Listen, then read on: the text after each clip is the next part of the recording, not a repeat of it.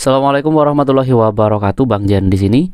Di video kali ini saya akan membagikan tutorial cara mengaktifkan akses kamera cepat di tablet Redmi Pad 2 9.7. Nah, teman-teman, untuk mengaktifkan kamera dengan cepat di saat layar terkunci seperti ini ya, kita bisa mengaktifkan fitur akses kamera cepat di tombol volume, teman-teman.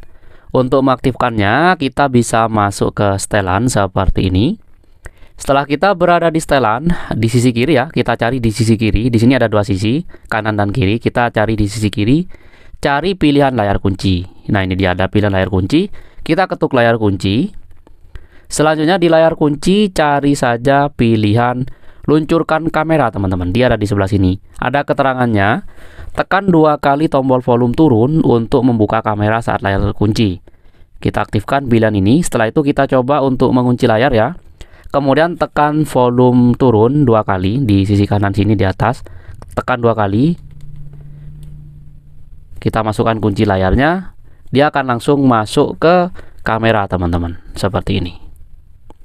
Jadi seperti itu ya cara mengaktifkan akses kamera cepat di tablet Redmi Pad 2 9.7. Semoga bermanfaat. Kurang lebihnya saya mohon maaf. Wassalamualaikum warahmatullahi wabarakatuh.